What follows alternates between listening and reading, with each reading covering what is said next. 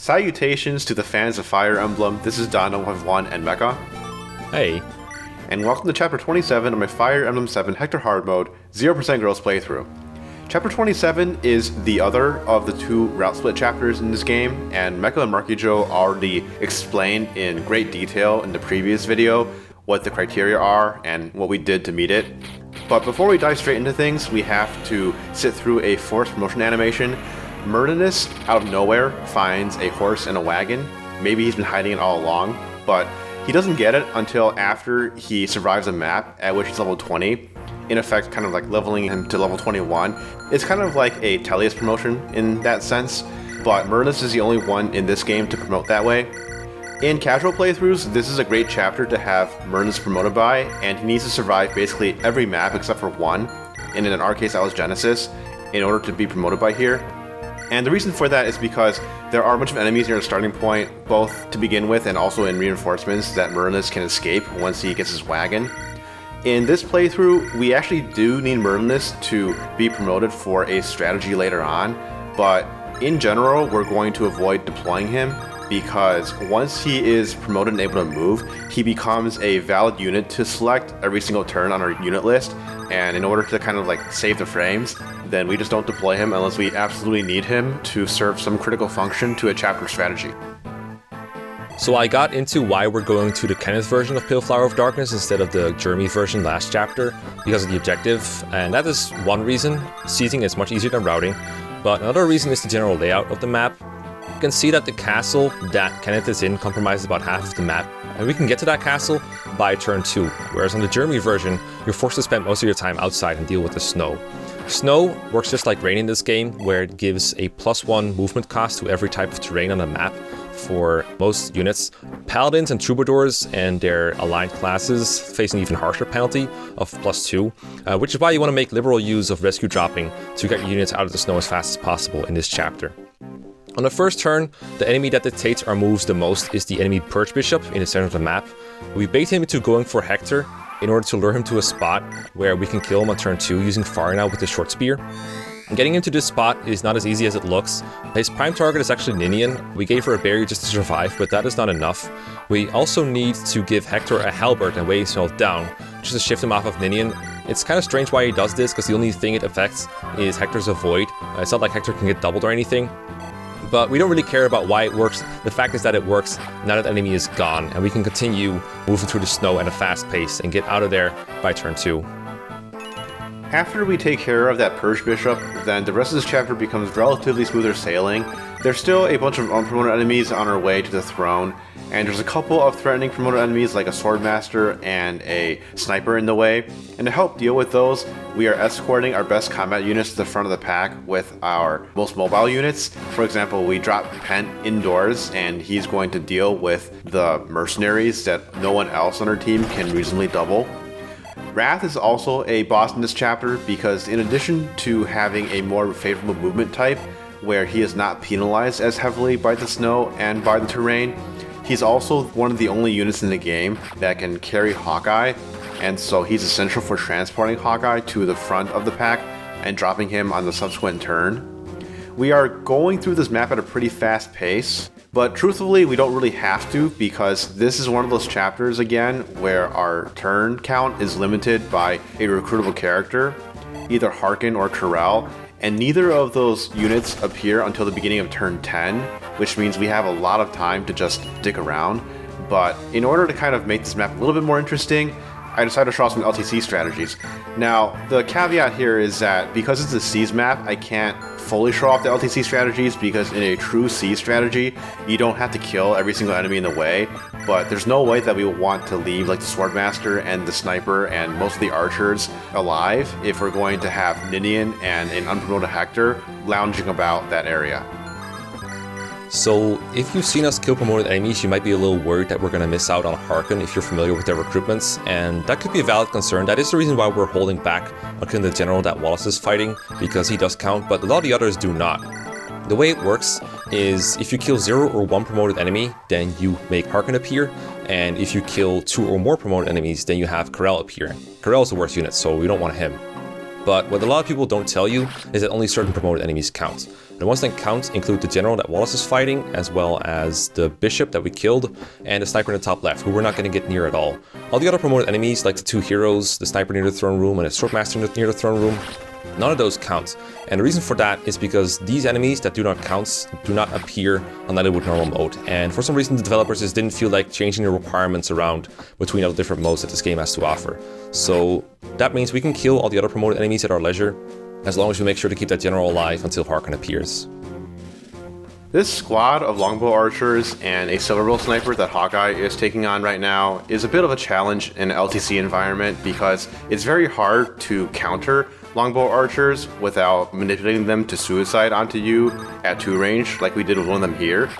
But in a growth LTC, this is one scenario where having a really strong longbow Wrath could be helpful, because in addition to his enhanced mobility in this chapter, it also allows him to just counter and destroy all the archers in one enemy phase, and that really helps to clear the way and make it safe for Ninian. In an absolute LTC where you don't have to recruit Harken, something else that could be helpful is using a Berserk staff on the Swordmaster to get him to move out of the way without having to dedicate someone to kill him. If Wrath, for example, left the sniper alive, then the Swordmaster would probably move out of the way on enemy phase to kill the sniper, and you don't have to worry about dealing with him at all. So, just a couple of interesting things that you could do in an LTC where you don't have to wait for Harken to show up, because in that sort of environment, it's possible to finish this chapter in 4 turns at minimum, whereas in our pseudo LTC, we're forced to take 5 turns. The way we go about disposing of the Swordmaster is pretty simple but reliable. We just put Hawkeye there with his Sword Reaver, and that means that even if the Swordmaster crits him, he will survive, and we can dispose of him over the course of an enemy phase and a player phase attack. Another threat to seizing this chapter quickly is Kenneth himself. He has Purge, so he will attack you at 3 to 10 range, and he's going to have a little bit of crit on units. Fiora, for example, faces 2% crit, and I've been told that this is actually ruined takes of recording this chapter before. It is a blessing in disguise though if he does decide to attack you at 3 to 10 range, because then he has Purge equipped, and that means he can no longer counterattack you on player phase. It would be a huge shame if you were to spend a lot of time recruiting Harken in something like a draft race, only for him to die to a counterattack from Aura, because Aura has more crit than Purge does. And Donna wants the Aura Tome for later, and he will only drop that if we have him use Purge on us first. At the start of turn 5 is when the snow goes away on this map, and that allows all of our outdoor units to not be penalized anymore. But it just so happens that at this point in the map, everyone's pretty much indoors except for like Wallace, Kenneth, Priscilla, and Pent. But we do have some business to take care of outdoors, because there's a group of wyverns that's approaching from below that could threaten either Priscilla or Kenneth. And Kenneth, at least, is able to stave them off with Nosferatu equipped, because they do about as much damage to him as he would do to them. Because these guys don't have Iron Lances, they have Steel Lances instead. They're not fast enough to double Kenneth. We also have a squad of Wyvern Riders reinforcing from up top, and that's why we left Pent behind to clean them all up effortlessly, because most of our units have trouble easily one-round KOing them.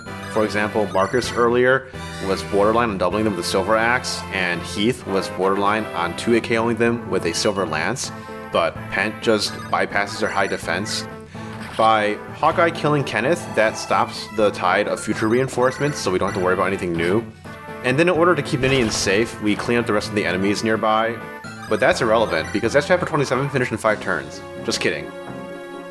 So now that we have quote-unquote seized the chapter, you would think that there's nothing left to do, and for the most part you'd be right for a 0% growth playthrough. There would be no reason to visit the part of the castle that we haven't gotten to yet, the part with all the enemies just sitting between 2 locked doors. But we do have one purpose for our units there, and that would be to grind weapon ranks. If you get an S rank in a weapon type, you gain 5% extra crit and hit, and this will be useful for Heath, Farna, Wrath, and Hawkeye. And they're pretty close to S as it is, so we might as well go there and get some extra combat in and make the rest of the video more interesting. In addition, of course, we're going to staff grind with Kenneth to get to a higher staff rank with him as well. Now, I'm kind of confused as to why this part of the map exists at all. I personally never visited, even in casual playthroughs, let alone like draft races or LTC runs, because there just seems to be no reason for it. Why would you go through a long and winding path? Sure, it's through indoor tiles, which are easier to traverse than like the outdoor terrain and snow you have to face there, but at the same time it's so much longer and so much more infested with enemies that it seems to be without purpose. But I guess the idea was to make it more challenging or give you more options to pick from, even if some of these options are inferior. Now, my personal headcanon, and of course there's nothing to confirm or deny this, is that after a lord seizes a throne or a gate, they let out all of their stress that they built out over the course of the map and expel a giant fart, because this is the only explanation for why all the units that previously helped Hector get to the throne were so aggressive in trying to leave it, to the point where even Hawkeye had a dance from Ninian in order to get away from the throne as fast as he could. This is to get them closer to the remaining enemies, as Mekkah pointed out. There is a very interesting group of reinforcements from within the castle that have Kashuna-like AI, meaning that they gravitate towards the blue units that are the closest to them in terms of absolute distance, regardless of walls that are in the way.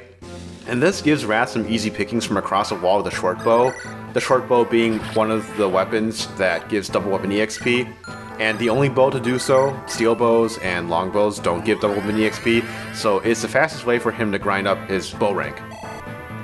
So Priscilla grinds regular experience rather than weapon experience. She uses the Unlock Staff twice to open 2 doors with Ninian's help.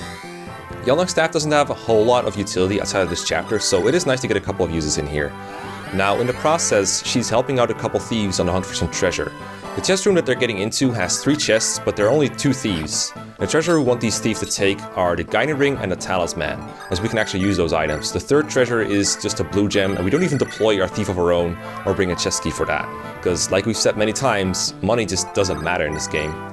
For that reason, we have Fiora stand on the middle chest that has the blue gem, forcing the thieves to take the other 2. And after that, to reward them for their bravery, we slowly torture the thieves to death to maximize our lance rank experience for our flyers. While we're on the topic of slowly torturing units to death, Wallace is doing exactly that with the enemy general that he is facing in a 2v1 with Kenneth backing him up. In conjunction with the Wyvern Riders, they are chipping away at his HP, but Wallace is bulky enough that he doesn't really care too much about it, and in fact, this is a good thing because it allows us to set up like a staff EXP grinding engine with Kenneth, giving him a target to heal every single turn.